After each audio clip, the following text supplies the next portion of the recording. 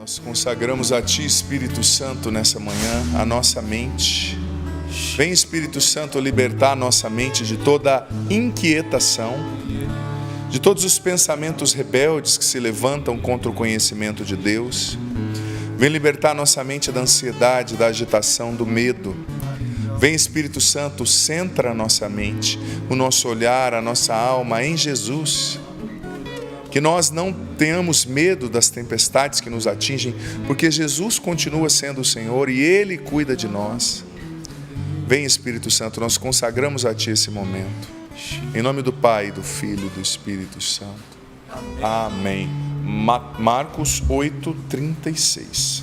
Marcos 8:36. Olha, essa palavra é muito forte. E essa pregação, tenho certeza que vai sacudir muita coisa dentro de você, amado filho, amada filha, de maneira positiva. Sacudir tirando o que não é de Deus, tirando o que não precisa estar dentro de você e te centrando em Deus. Porque muitas vezes também a nossa ansiedade, o nosso medo, eles são frutos de um problema interior de foco, até de conversão. A gente vai tirando os olhos de Deus, da soberania de Deus, e a gente vai se focando nos nossos problemas, nas nossas mãos. Eu preciso controlar tudo, eu preciso fazer tudo, Padre. Mas veja bem, você não é Deus. As coisas mais difíceis quem faz é o Senhor. A sua vida está nas mãos de Deus, os seus filhos estão nas mãos de Deus. Antes da sua família ser tua, ela é de Deus. Então foque os seus olhos em Deus, porque Ele é o soberano que domina a nossa história. Marcos 8:36. De fato, que adianta alguém ganhar o mundo inteiro se perde a própria vida? Em outras traduções, que adianta o ser humano ganhar o mundo inteiro se vem a perder a sua alma? Eu gosto dessa segunda tradução, perder a sua alma. E o termo do grego com o qual foi escrito era o termo psirré ou psique, que poderia ser traduzido como vida, mas também poderia ser traduzido como alma, E o que adianta? Essa pergunta é muito forte. O que adianta o ser humano ganhar o mundo inteiro, mas se vem a perder a sua alma? O que adianta você e eu, se nós ganharmos tudo e viermos a perder eternamente a nossa alma, a nossa salvação? Em outras palavras, essa pregação poderia se chamar: que valor você dá à sua alma? Que valor você dá à sua alma? Porque a palavra está sendo concreta. Quando se diz, o que adianta o ser humano ganhar o mundo inteiro? A palavra do grego com qual foi escrito é cosmos, daí vem a palavra cosmo. O mundo criado, as riquezas, a beleza, a aparência, a fama, o poder, o destaque, os seguidores. A palavra de Deus está questionando você e eu. O que adianta nós termos tudo isso se nós perdemos a nossa alma, se nós perdemos a nossa salvação eterna? Eu te faço uma pergunta: que valor você dá à sua alma? E a sua alma é um bem precioso para você? Porque, infelizmente, tem muitas pessoas que vivem a vida inteira somente preocupadas em ganhar o mundo inteiro. E vêm, por consequência, a perder a sua alma. Que valor você dá à sua alma? A sua alma é importante para você? A sua salvação é importante para você? Ou você vive inconsequente? Me perdoa, tem pessoas que são crianças do ponto de vista espiritual, inconsequentes. Vivem a vida inteira sem precificar a sua salvação, sem precificar o valor da sua alma, mas somente presos em futilidades, em coisas mundanas e passageiras, Tem uma frase que eu até anotei do C.S. Lewis, o grande escritor cristão do século passado, retrasado. C.S. Lewis certa vez disse: olha, tudo o que não é eterno é eternamente inútil.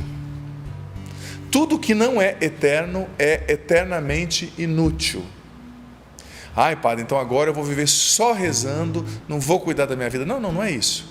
Claro que você tem que cuidar de você que tem filhos, tem que lutar para ter um patrimônio, você tem que se divertir. Mas qual é a orientação do seu coração, a orientação interior com a qual você faz tudo isso? Você tem sim que viver tudo isso, que são coisas boas, óbvio, mas sempre no teu coração com essa direção apontada para o céu, buscando em tudo o céu e não a terra. Buscai as coisas do alto, disse São Paulo aos Colossenses. Buscai as coisas do alto, em tudo que você faz, nas coisas mais corriqueiras, no passeio com a sua família, o seu olhar, o meu olhar, o nosso olhar precisa estar voltado para a eternidade, e em tudo nós precisamos estar cuidando da nossa alma. Outra frase bonita que é do Thomas Merton, um monge inglês, que foi um grande místico cristão, ele dizia o seguinte: colocar a esperança apenas em coisas visíveis é viver no desespero. Colocar a esperança apenas em coisas visíveis, passageiras, terrenas, é viver no desespero. Porque aí está o problema da nossa falta de esperança muitas vezes. Ai, padre, eu não tenho esperança, minha vida está pesada, porque você só está olhando para o que é visível. Por isso, quando você e eu só olhamos, amado filho, amada filha, para o que é visível apenas, nós vivemos no desespero. Porque quando você olha só para esse mundo, gente, nós vivemos, infelizmente, me perdoe a sinceridade, com todas as coisas lindas que existem na criação, nós vivemos num mundo mau. Ontem ainda uma mulher me dizia: padre, olha, eu sou uma viúva, vivi a vida inteira com meu marido, só que quando meu marido morreu, a família do meu marido, que era muito influente na cidade, pessoas que exerciam cargos públicos, fizeram uma manobra jurídica e tiraram todos os bens que eram meu por direito. E eu, já era uma senhora idosa, estou morrendo sem ter condição quase de sobreviver. Esse mundo é injusto, gente. Quem tem poder vence. Quem faz o conchavo político vence. É muita injustiça, é muita corrupção, é a fome, é a guerra. São as mentiras, é o envelhecer que não é fácil, o morrer. Que sentido tem um câncer se você não tem os olhos voltados para a eternidade? Que sentido tem o sofrimento, a viuvez, se você não tem os olhos voltados para a eternidade? Se você vê só o que é visível apenas, você vive no desespero, porque esse mundo traz desespero se você não tem os olhos voltados para o céu, sabe? É como uma pessoa enfrentando um câncer. Ontem eu dizia na homilia e recebi um testemunho até bonito.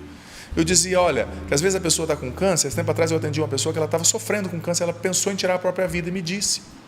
Aí eu falei para ela, eu contando na homilia ontem, que eu contei para essa pessoa, falei para essa pessoa que eu estava atendendo, eu falei: filha, não faça isso. Em primeiro lugar, que tirar a sua própria vida é um pecado hediondo. Só Deus dá vida, só Ele pode tirar. Em segundo lugar, você não sabe o propósito dessa doença. Às vezes, nós seremos salvos, porque Deus não se preocupa só com o nosso momento terreno, Ele se preocupa com a nossa salvação eterna. Muitas vezes nós seremos purificados dos nossos pecados, salvos da ira, como disse São Paulo aos Coríntios, se eu não me engano, aos Coríntios, aos Romanos. Seremos salvos da ira pela purificação que viveremos através de uma doença, que vai nos purificar e nos fazer dignos e merecedores do céu, purificar das impurezas, da malícia, da vaidade, do orgulho. É o purgatório em vida, que vai nos fazer merecedores do céu, que vai nos fazer viver a vida eterna. Então eu dizia para essa pessoa: não tire a sua vida, viva isso com esperança, com os olhos voltados para o céu, porque essa doença talvez não tenha volta, mas ela te prepara para a eternidade. Você, me perdoe a sinceridade, se é cristão é um saco de batata. Cristão olha para o céu. Cristão não esmorece diante da dor, porque ele crê na eternidade, que vai ser muito melhor do que isso aqui que a gente vive. Então eu disse para essa pessoa, contei na homilia ontem: não tire a sua vida, viva até o fim. Essa pessoa viveu, deu um testemunho lindo, Deus a chamou, e com certeza ela conquistou, sabe, está na presença de Deus, porque morreu dignamente. E ontem eu contei esse testemunho, acabou a missa, contei essa história na homilia, acabou a missa das famílias pela TV, chegou uma pessoa, ligou lá no santuário, ou falou com uma pessoa lá do santuário, uma voluntária, que estava em São Paulo, a amiga dessa pessoa ligou, estava para se matar a pessoa, ouvindo isso, decidiu mudar, porque estava enfrentando uma doença, decidiu não se matar, não se suicidar, e segurar, carregar a sua cruz até o fim. Por quê? Porque a sua cruz é o que te salva. Viver nessa vida olhando só para o que é passageiro é viver no desespero. Tudo vai ter sentido, como diz o livro do Apocalipse: lá não haverá choro, nem morte, nem dor. Tudo vai valer a pena em comparação com o céu. Lembra aquela passagem da carta aos Romanos? Eu entendo que os sofrimentos do tempo presente nem merecem ser comparados com a glória que vai se manifestar em nós. Então é preciso olhar para o céu. Tudo que não é eterno é eternamente inútil, dizia C.S. Lewis. E viver, repito, nessa vida olhando somente o que é visível é viver no desespero, dizia Thomas Merton. Sabe?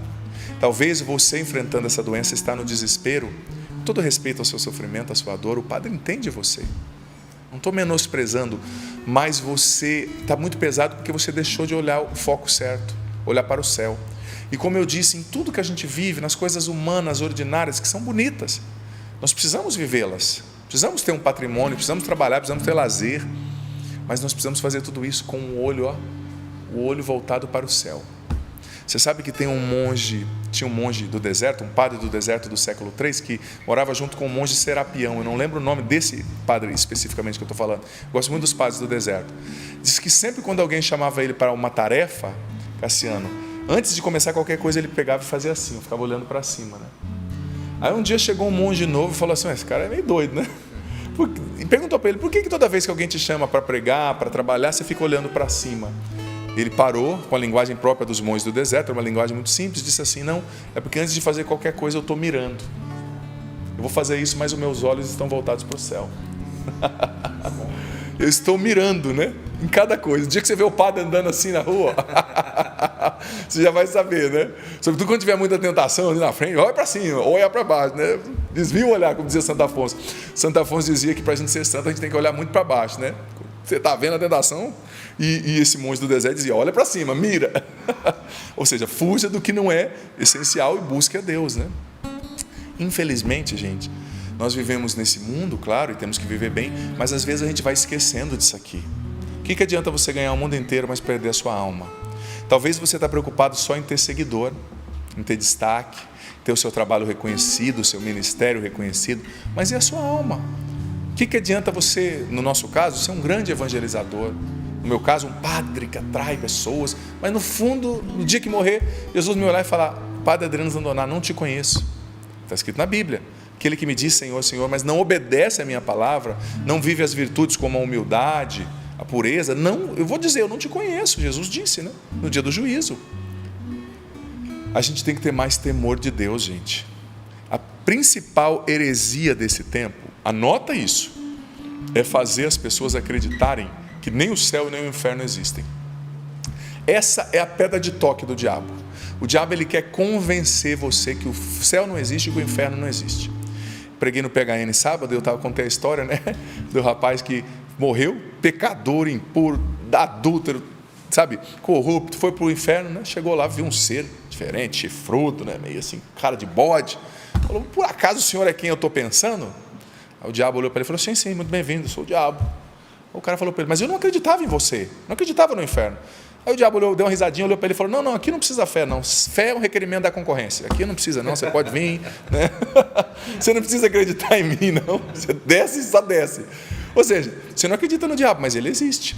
Ai, padre, eu não gosto de ouvir falar do diabo. Então deixa de ser cristão. Na Bíblia aparece o nome do diabo mais de 60 vezes.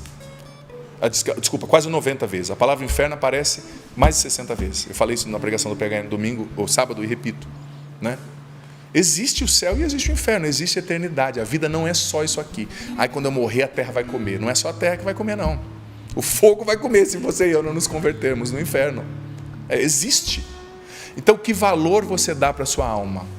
Você se preocupa com a sua salvação? Porque veja bem, quem se preocupa com a sua salvação vive os mandamentos. Quem se preocupa com a salvação vai à missa nos domingos. Você vai à missa nos domingos, você diz: não, padre, eu trabalho a semana inteira, eu estou cansado. Acordar cedo no domingo para ir à missa, eu quero ir à chácara. Então, você vai trocar sua salvação eterna. Você prefere ir para o inferno do que acordar mais cedo no domingo e ir à missa? Porque você sabe, para nós cristãos católicos, não ir à missa no domingo é pecado mortal. Gravíssimo. Se você morre com esse pecado, você perde a salvação. Se você não conhece o catecismo, eu sou padre, estou te explicando. Para depois você não dizer: ninguém me falou. Tem um padre aqui falando. Eu acho que esses assuntos é muito legal um padre falar, né? Porque é nós estudamos isso por anos, sabe? Se você se preocupa com a sua salvação, sabe? Você vive os mandamentos. Porque tem gente que prefere ir para o inferno do que perdoar o marido. Sabe o valor que você dá para a sua alma? Nenhum. Eu não estou nem falando de salvação do seu filho, do seu vizinho. É sua salvação. Eu prefiro ir para a chácara no domingo. Gente, é um dia da semana. Deus pede para você uma missa. 1 hora é a missa. Mas você tem tanta coisa para fazer, né? Assistir os 12 capítulos da série. O que tem de católico, me perdoe, que de católico não existe católico não praticante. Ou é católico ou não é. Sabe? Ou você vive a sua fé, ou você não é católico, você não é cristão. Você está envergonhando os católicos, me perdoe a sinceridade. Quando você é um católico que não vive, você está envergonhando eu, o Cassiano, os irmãos que estão tentando viver, sabe? Então, que valor você dá à sua alma? Que preço você está disposto a pagar pela vida eterna? Porque veja bem, você sabe que tem uma outra passagem, não precisa abrir, eu nem vou citar para não te confundir, eu sei que às vezes é muita passagem, você se confunde, mas só te citando. Lembra daquela passagem que Jesus falou que ele comparava o reino dos céus a uma pérola preciosa e a um campo no qual tinha sido enterrado um tesouro, que o homem que viu aquele tesouro no campo vendeu tudo que tinha e comprou aquele campo porque tinha algo muito precioso?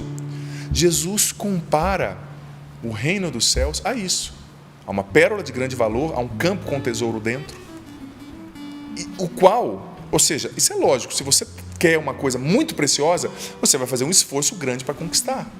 É ou não é verdade? Pessoa que vai se formar em medicina, gente, que esforço, eu tenho vários amigos médicos.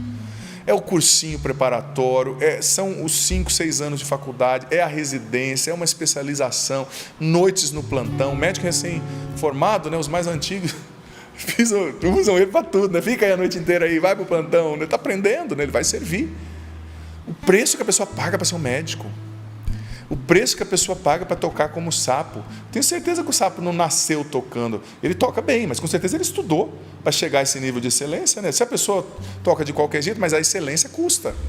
A pessoa se esforça para emagrecer, o que tem de gente se esforçando para emagrecer, não é verdade? A senhorita aí fazendo esse regime, tá duro, né, filha? Eu sei. Para de comer chocolate, menina, você está comendo demais, né? Se esforça para emagrecer, para ficar mais bonita. É bom você estar mais bonito, você ter mais saúde. Claro que a obesidade não tem a ver só com estética, tem a ver com saúde também. Tem muita gente morrendo por consequência da obesidade. Mas você faz um esforço tão grande para emagrecer. Que esforço você faz para se salvar, para ir para o céu? O que adianta você ganhar o mundo inteiro? Aparência perfeita, seguidores, sabe? Cabelo da moda, roupas bonitas e depois perder a sua salvação. O céu é real, o inferno é real, eles serão consequências, amada, das escolhas que nós fazemos hoje. Das escolhas que nós fazemos hoje. Sabe, para ir para o céu você tem que se esforçar. Para ir para o inferno, os mais antigos vão entender, não precisa de muito esforço não, sabe? Infelizmente, a nossa natureza decaída, né? É só, antigamente, meu pai tem caminhão, eu dirigi caminhão há muito tempo. Antigamente, hoje não se usa mais isso, graças a Deus a gente descobriu que era algo que não era bom para o motor, né? Mas antigamente, quando você descia com um caminhão carregado, na década de 90, com muito peso, você soltava o câmbio, deixava em ponto morto, né? Aliás, muito peso nem sempre, porque era perigoso não conseguir frear, mas sobretudo mais vazio, melhor dizendo, você soltava por quê? Porque você acreditava que gastava menos combustível, forçava menos o motor, o que se descobriu depois que era um mito, né? Que não economiza tanto combustível assim, não é saudável para o motor, mas enfim, naquela época se fazia. E o caminhão em ponto morto, ele descia com uma beleza, não tinha marcha para segurar, porque a marcha, querendo ou não, ela exerce uma pressão sobre o motor, sobre as rodas e prende o caminhão um pouco, né? Ir para o inferno, gente, é um caminhão descendo em Porto Morto uma banguela. Só soltar. Não precisa fazer esforço. Para o céu você precisa se esforçar. E você tem feito esforço para ir para o céu, amado filho, amada filha? Tem que se esforçar. É preciso viver os mandamentos. Você sabe quais são os mandamentos? Primeiro mandamento, amar a Deus sobre todas as coisas. Você tem vivido esse mandamento? Isso aqui pode ser matéria para um exame de consciência, né? Eu gravei, tempos atrás, exame de consciência, coloquei no canal no YouTube. Muitas pessoas, você encontra na internet, fácil o exame de consciência. É importante fazer antes de confessar, né? Mas amar a Deus sobre todas as coisas. O que é amar a Deus sobre todas as coisas? É não colocar nenhum afeto humano à frente dele. É dar total soberania para ele no meu tempo, na minha vida, no meu dinheiro, é pagar o dízimo. É não se apegar da matéria, mas buscar Deus de todo o coração. É não buscar Deus onde Ele não está, em falsas doutrinas, invocando forças aí, espíritos, tantas coisas. É ter só a centralidade em Deus, é não acreditar em reencarnação, que é contrária à doutrina cristã, é um pecado grave. Sabe? É amar Deus sobre todas as coisas. Você tem vivido esse mandamento? Sem isso você vai ganhar o mundo inteiro, filho. Eu vou ganhar o mundo inteiro e vou perder a minha alma. Claro. Eu me coloco nisso aqui, não quero que você se sinta acusado, mas quero que você pense, porque você não pode ser inconsequente. A morte é um dia que chegará e a gente precisa estar preparado. Nós precisamos estar com os olhos voltados para o céu. Segundo mandamento, não tomar o santo nome de Deus em vão. Tem gente que fala, ai meu Deus, a cada 10 segundos, ai meu Deus, ai Jesus, né? Invocar o nome do Senhor rezando, ai meu Jesus tem poder, vai me livrar, é uma coisa. Agora ficar à torta e à direita, evocando o nome de Deus, fazendo piada com as coisas sagradas, com padre, sobretudo com padre, não faz. Mas é sério, piada com a igreja, sabe? Ridicularizar as coisas santas, né? É preciso evitar, é pecado. Deus pediu, ou será que eu e você sabemos mais que Deus, né? É um pecado contra o primeiro mandamento, de amar Deus sobre todas as coisas, essa soberba de achar que Deus errou, eu não concordo com Deus. Deus não está nem aí se você concorda ou não concorda, ele continua sendo Deus. Quem perde é você e eu, não é Ele, né? Como o Frei estava falando no sábado, né, na homilia do PHN, não é Jesus que nos segue, somos nós que seguimos Jesus, né? Ou você segue Jesus ou não tem salvação. Ele tem que seguir as minhas ideias, porque isso eu não concordo. Me perdoe. Deus está depressivo porque você não concorda com a Bíblia. Quem é Deus nesse negócio? É você ou é Ele? Sou eu ou é Ele? Nós caímos na petulância soberba de achar que Deus tem que se prostrar às nossas vontades e ao nosso entendimento, que é do tamanho de um carocinho de azeitona. Sabe? Deus sabe mais, eu preciso me dobrar. Terceiro mandamento, honrar pai e mãe. Guardar domingos e festas.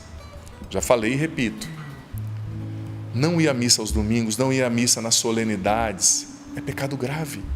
Você pode perder o céu por isso. Agora no Corpus Christi eu vou para a praia. Tudo bem, vá para a praia, mas procure lá saber onde tem uma paróquia e vá à missa. Semana Santa, tem gente que vive a Semana Santa, gente, me perdoe, como se fosse um feriadão somente prolongado, fazendo churrasco. Semana Santa é o tempo mais forte da nossa fé. Sexta-feira Santa tem que se abster de carne, fazer jejum. Tem que viver o tríduo pascal. Você quer viver, ir na chácara? Vá, mas vá à missa. Desculpe uma igreja lá perto. Priorize Deus. Senão você é um cristão saco de batata. É um católico fajuto, que nos envergonha. Me perdoe a sinceridade. Estou falando com muita sinceridade, com muita humildade. Mas se a carapuça servir, você viu, né? Quarto mandamento, honrar pai e mãe. Veja bem, a Bíblia não está dizendo honrar pai e mãe se eles forem legais, honrar pai e mãe se eles forem bons. Honrar pai e mãe, ponto. Padre, mas você não sabe o que o meu pai fez. Tudo bem, então perde o inferno, perde o céu e vai para o inferno por causa que você não quer perdoar o seu pai. É o mandamento. Eu sei que é difícil, eu respeito você, eu respeito a sua dor, eu respeito a sua luta, mas não dá. Se você não perdoar o seu pai, sua mãe, se você não os honrar, você não vai para o céu, ponto. Não sou eu que estou falando. Se ficar bravo, vai brigar com ele que escreveu, que inspirou Moisés. Não é o padre, é Deus. Sem honrar pai e mãe, não tem céu. Mas não tem mais. Porque tem gente que condiciona o mandamento. Cassiano, irmãos, isso é muito comum. Eu vejo muitos compadres. Ao que está vivendo. Olha, eu tenho os mandamentos, mas como eu estou frustrado, eu não vou viver o mandamento. Como aquele padre me distratou, eu vou viver na impureza. Como a minha comunidade não está dando testemunho, eu vou desobedecer. Meu filho, a salvação é pessoal. Não vai justificar a sua má conduta com a má conduta dos outros. Deus vai pedir conta para você da sua conduta, ponto. Se os outros não vivem, eles vão prestar conta. Agora nós sempre estamos buscando justificativa. O cara procura uma paróquia para descobrir um padre que bebe, o cara que é cachaceiro, só para levar a esposa lá e falar, tá vendo? O padre bebe. Mas se o padre bebe e está bebendo a mais, né, do que deve, ele vai prestar as contas com Deus. Para de ser cachaceiro, de ficar buscando desculpa para perseverar no seu vício e se converte por amor de Deus, porque você precisa ir para o céu. Você não pode ser inconsequente, não é? Honrar pai e mãe. Quinto mandamento, não matar. E aqui entra a realidade da morte em si, do aborto, que é um assassinato. Gente, o aborto é um pecado grave. Nós católicos cremos nisso. Se você não crê, você tem que questionar a sua fé. Você tem que entender em primeiro lugar, porque eu dizia isso no PHN sábado também e repito, que às vezes os cristãos católicos, eles aprendem sobre a doutrina católica em sites seculares e pagãos. O que o mundo está falando da igreja, eles compram. Em vez de ir ler o catecismo, de ir conhecer as coisas de Deus, assiste a Canção Nova. Eu tenho lá vídeos no meu canal sobre esse assunto. Padres outros têm, evangelizadores têm. Vai conhecer a igreja a partir da igreja, não a partir do que os pagãos estão falando. Sabe? O aborto é um crime hediondo. Esses dias uma jovem me falava, vai padre, mas a coitada da menina que foi estuprada. Claro, a menina é uma vítima, gente, pelo amor de Deus. A menina que foi estuprada e engravidou. Ela é uma vítima. Mas e a criança no ventre dela? Não é uma vítima? Então vamos matar a criança? Aí a menina me disse, não, padre, a pessoa me disse, né? Não era uma menina, era um rapaz, desculpa. Me disse assim, mas não, essa criança vai sofrer, a gente tem que matar. Eu olhei para ele e falei assim, olha, eu acho que você vai sofrer daqui uns 10 anos, eu posso te matar? Estou sentindo a vontade de te matar. Ele foi olhando assim, né? Não, padre, não. Eu quero te matar, você vai sofrer. Eu falei para ele, se nós formos pensar assim, então vamos matar todos os pobres, todos os idosos. Quem somos nós? Se a pessoa não tem condição, para dizer que quem vai sofrer ou quem não vai sofrer, se a menina não tem condição de ter a criança, concebe e doa para adoção. Pelo menos você não está matando o seu filho. É um crime hediondo, não matará. Se você matar, se você abortar, você não vai para o céu. Se você já cometeu esse pecado, filho, filha, eu não estou julgando você. Busque a confissão, se arrependa, peça perdão a Deus. Não está certo. Se você não concorda, me perdoe. É problema seu. Porque é o mandamento de Deus. É o mandamento de Deus. Quem somos nós? Com todo respeito, amado filho, amada filha. O padre está falando isso para ajudar você. Para pregar a palavra de Deus, a verdade de Deus, sem fingimento, sem rodeios. Não é para o padre te condenar. Não se sinta condenado. Mas quem está certo? Você, eu ou Deus? Temos que ter temor de Deus, gente. O mundo de hoje está perdendo o temor de Deus. Os católicos estão ouvindo os influencers, mas não estão ouvindo a palavra de Deus. Sabe, temor de Deus, não matarás, ponto. Olha só, próximo mandamento. Não pecar contra a castidade. Não pecar contra a castidade é não pecar contra a castidade. É não acessar pornografia, que é um pecado grave. É não viver a fornicação, a sexualidade fora do casamento. É não adulterar. Isso é um mandamento de Deus, ponto. Aí é difícil, luta, não alimenta o que te leva à impureza. Se você não faz o mínimo esforço para deixar de ver pornografia, é sinal que você não dá o mínimo para a sua alma. É sinal que você não dá o mínimo para a sua salvação eterna. É sinal que você não está nem aí com o seu destino eterno e quer ir para o inferno. Ah, mas todo mundo faz. Você não é todo mundo e tem muita gente que não faz. Veja a multidão aqui nesse PHN, ouvindo sobre isso e lutando para viver a castidade. Eu mesmo preguei sobre isso, tantos outros pregadores. Às vezes a pessoa, por 5 minutinhos de prazer, numa sexualidade desregrada, ela prefere esses 5 minutinhos do que o céu. Ela prefere se condenar do que viver a conversão na sua sexualidade.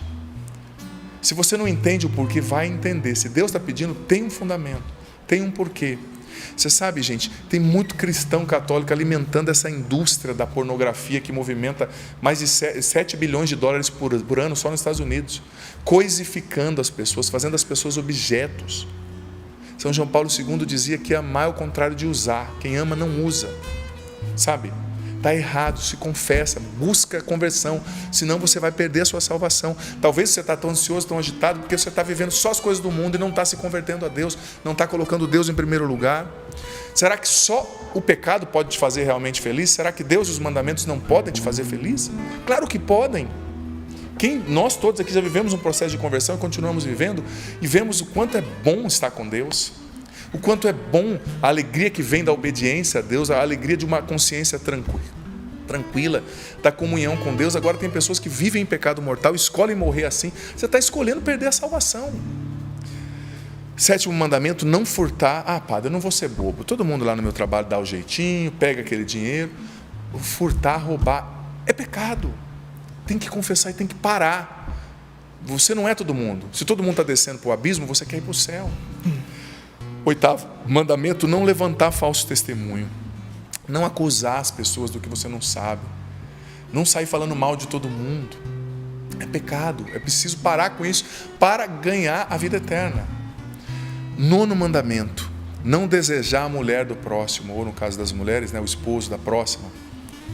Eu sei, gente, sobretudo nós homens, nós somos muito visuais, mas temos que cuidar dos nossos olhos. Eu sou confessor, padre, tendo confissão, né? Nenhum pecado que a pessoa comete, por exemplo, na dimensão sexual, afetiva, nenhum deles começa por outra via senão os olhos. Não é que você viu, por exemplo, lá na internet uma foto de uma menina de um biquíni assim, de meio centímetro, que você já vai pecar. Mas você viu hoje. Aquilo vai dentro de você germinando. Daqui 1 semana, 2, 3, daqui 1 mês, você comete um pecado na sua sexualidade por causa dessa imagem que você viu hoje. Porque o diabo, ele vai alimentando isso dentro de nós, sabe? Então cuida dos seus olhos. Você não tem que ver tudo. O cristão não tem que ver tudo. E você, menina, que fica postando aí foto de biquíni, eu te pergunto, o que você quer atrair com uma foto dessa? Eu digo para você como homem, porque eu sou padre, mas sou homem, graças a Deus.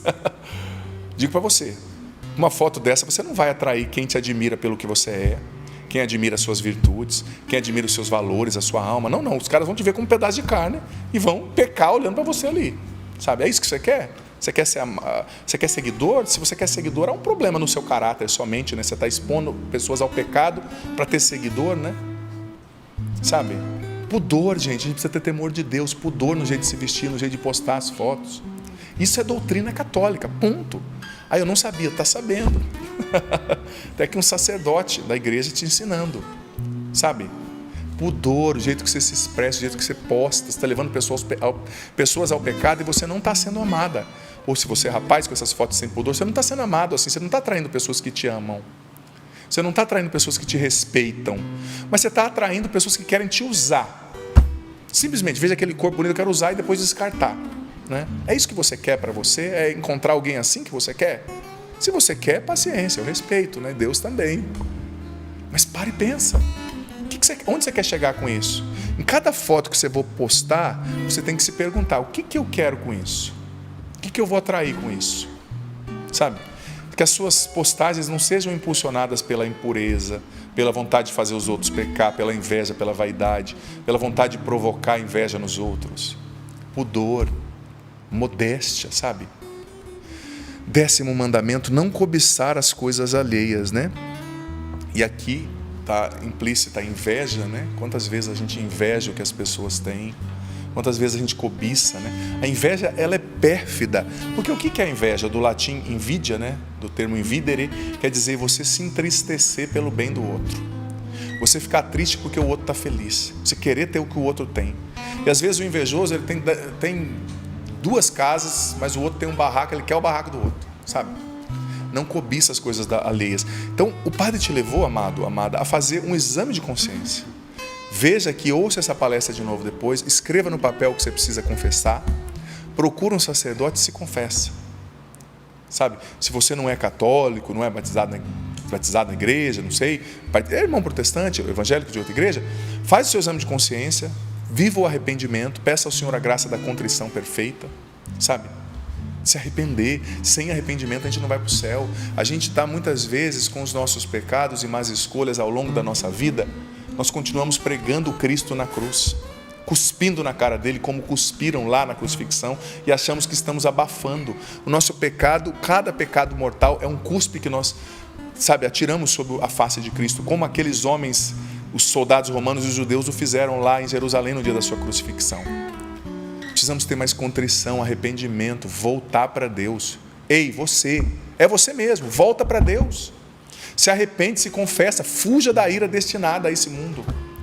Busque a sua conversão, leve a sério a sua alma. Que preço, que valor você dá para a sua alma? O céu é importante para você? Porque ele existe, sabe? O céu é importante para você? Se ele é, esforce-se, desacomode-se. Busque com todas as suas forças. Eu peço, Pai, no nome de Jesus, derrama o Teu Espírito Santo sobre nós nessa manhã. Vem, Espírito Santo, sobre mim, sobre todos nós aqui nesse estúdio, sobre todos que nos acompanham e nos acompanharão. Vem, Espírito Santo, dá-nos o entendimento de tudo que ouvimos aqui, Espírito Santo. Dá-nos a compreensão profunda, retira a resistência, a aversão aos mandamentos, a essa palavra. Vem curar o nosso coração ferido pelo ódio, pela mundanidade, pela mentalidade contaminada por ideologias, Espírito Santo. Vem nos abrir a conversão, vem nos dar temor de Deus, Espírito Santo. Vem nos dar a graça da contrição perfeita, do arrependimento, Espírito Santo. Vem nos dar contrição perfeita e nos dê temor de Deus, que nós não sejamos inconsequentes, que nós não brinquemos com a nossa salvação, que nós, de fato, demos o nosso melhor para conquistar a salvação eterna, para agradar a Deus, para viver na presença de Deus. Vem, Espírito Santo, nos batiza, nos encha, nos faz compreender essa palavra, esvazia-nos de nós mesmos, do nosso orgulho, da nossa vaidade, da nossa prepotência. Muitas vezes nós cometemos o mesmo pecado de Adão e Eva, de queremos ser como Deus, de queremos ser outros deuses, mas nós não somos Deus, nós somos limitados, nós vamos morrer e nós precisamos nos dobrar, nos prostrar diante dos mandamentos, da vontade, da onipotência, da soberania, da revelação de Deus. Vem, Espírito Santo, nos batizar e nos encher, vem curar o nosso coração, vem nos converter de dentro para fora, derrama sobre nós a tua unção, Espírito Santo.